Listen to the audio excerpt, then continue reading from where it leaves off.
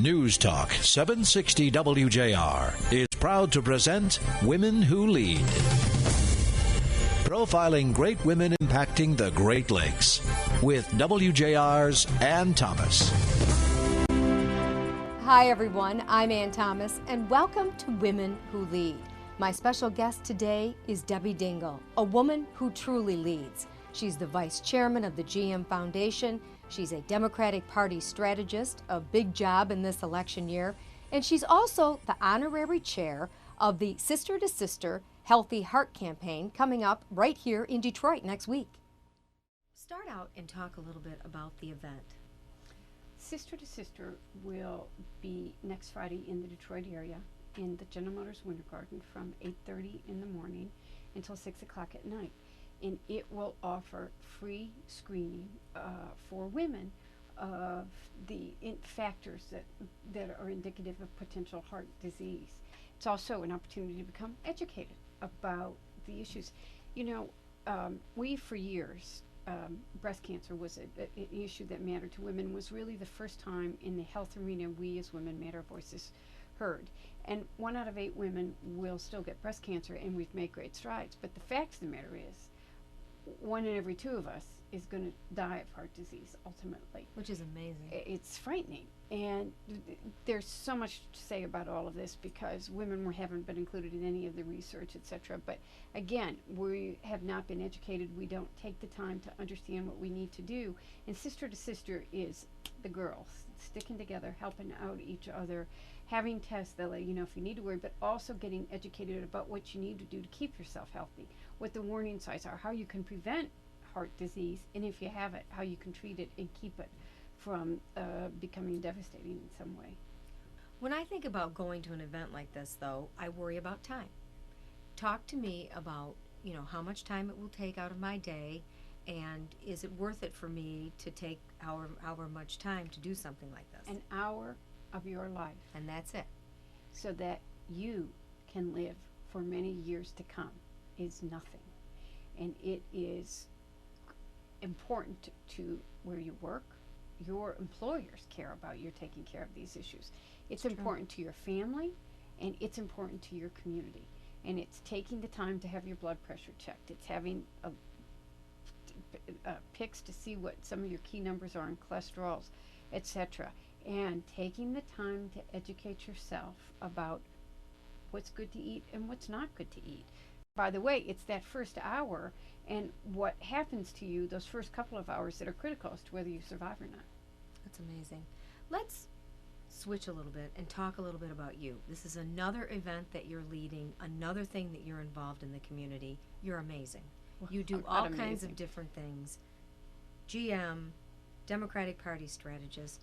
What motivates you? You know, I really, if someone wants to understand who I am, I'm going to tell you point blank. I'm a good may not be the right word, but I'm a Catholic girl. And the nuns, I had Catholic education my entire life, kindergarten through postgraduate school. But I went to boarding school.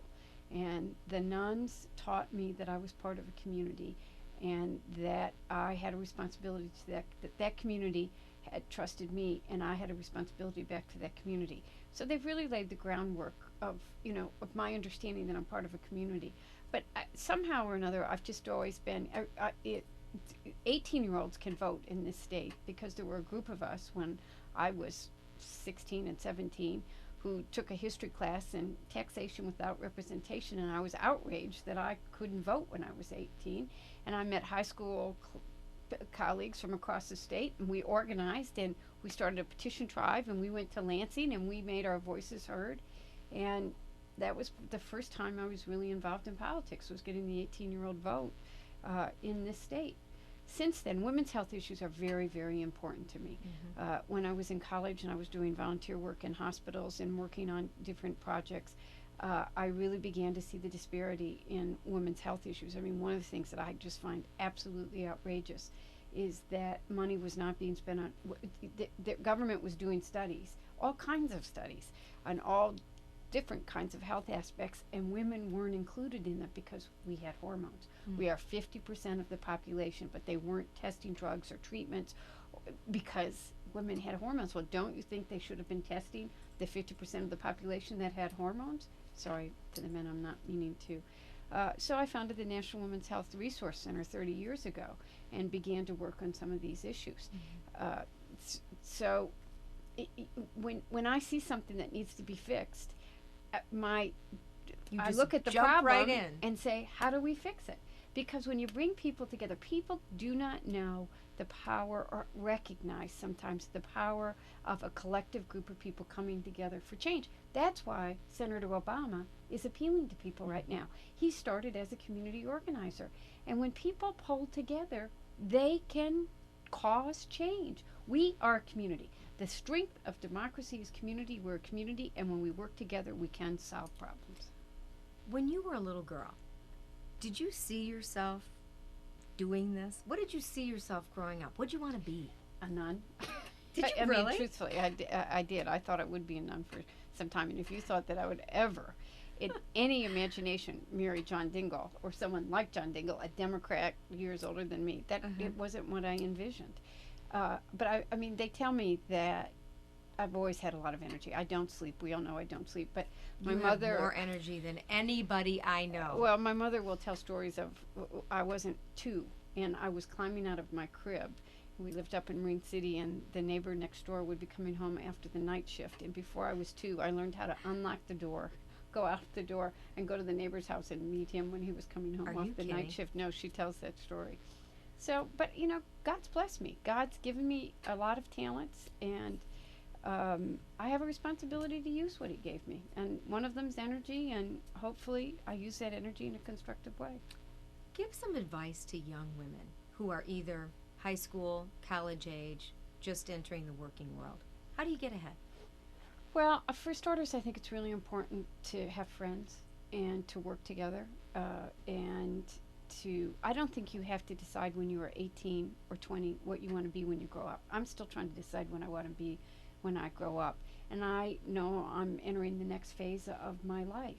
I think you have to be open to new experiences. I think you absolutely have a responsibility to give, to be part of a community, to volunteer in that community, and to give back. And when you do that, you find yourself open to many different experiences and to get a wealth of experiences, to network with people, to try to do different things, to find out what's right for you. Find somebody to mentor you. Go to someone that you respect and you admire and ask them if they'll help you. Do you think women can have it all? No. I think that's the mistake that we make. We can't have it all. And I think that for years this was this myth that we were trying to be the perfect women. Right.